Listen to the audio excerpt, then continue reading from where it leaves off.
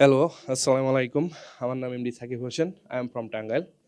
So আজকে আমরা have verb নিয়ে কিছু তথ্য জানবো। হ্যাভ ভার্ব মানে কি? হ্যাভ ভার্ব মানে আমরা হ্যাভ ভার্ব কেন ইউজ করব? এক্সেপ্টা, এক্সেপ্টা। হ্যাভ ভার্ব মানে আমাদের মনে রাখতে হবে হ্যাভ ভার্ব মানে সাবজেক্টের কি আছে, ছিল এবং কি ভবিষ্যতে থাকবে। সেই ক্ষেত্রে আমরা হ্যাভ ভার্বের ইউজ করে থাকি।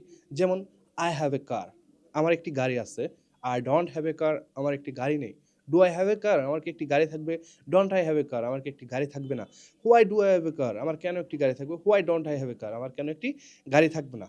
একটা জিনিস মনে রাখতে হবে, যখন সাবজেক্ট থার্ড পারসন সিঙ্গুলার হবে তখন আমরা হ্যাজ ইউজ করব, কিন্তু যখন এটা আমরা ডাজেন্ট ইউজ করব তখন হ্যাজটা উঠে যেয়ে সবসময় হ্যাভ হবে। যেমন Sweety Sweety has a car, সুইটির একটি গাড়ি আছে। Sweety doesn't have a car, সুইটির একটি গাড়ি নেই। Does Sweety have a car, সুইটির কি একটি গাড়ি আছে? Doesn't Sweety have a car, সুইটির কি একটি গাড়ি নেই। Why does Sweety have a car, সুইটির কেন একটি গাড়ি আছে? Why doesn't Sweety have a car, সুইটির কেন একটি গাড়ি নেই।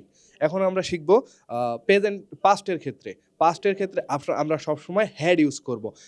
সেম প্রসেস, যখন আমরা সাবজেক্টটাকে প্রশ্ন করব বা নেগেটিভ অ্যান্সার দিব তখন আমরা ডিডেন্ট ইউজ করব, কিন্তু যখন আমরা ডিডেন্ট ইউজ করব তখন আমরা হ্যাডের জায়গায় হ্যাভ ইউজ করব। যেমন আই হ্যাড এ কার, আমার একটি গাড়ি ছিল।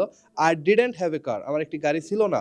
Did I have a car, আমার কি একটি গাড়ি ছিল? Didn't I have a car, আমার কি একটি গাড়ি ছিল না। Why did I have a car, আমার কেন একটি গাড়ি ছিল? Why didn't I have a car. Simple. এখন আমরা ফিউচারের ক্ষেত্রে শিখব। ফিউচারের ক্ষেত্রে আমরা সবসময় উইল হ্যাভ ইউজ করব। যেমন I will have a laptop, আমার একটি ল্যাপটপ থাকবে। I won't have a laptop, আমার একটি ল্যাপটপ থাকবে না। Will I have a laptop, আমার কি একটি ল্যাপটপ থাকবে? Won't I have a laptop, আমার কি একটি ল্যাপটপ থাকবে না। Why will have a laptop, আমার কেন একটি ল্যাপটপ থাকবে? Why won't I have a laptop, আমার কেন একটি ল্যাপটপ থাকবে না।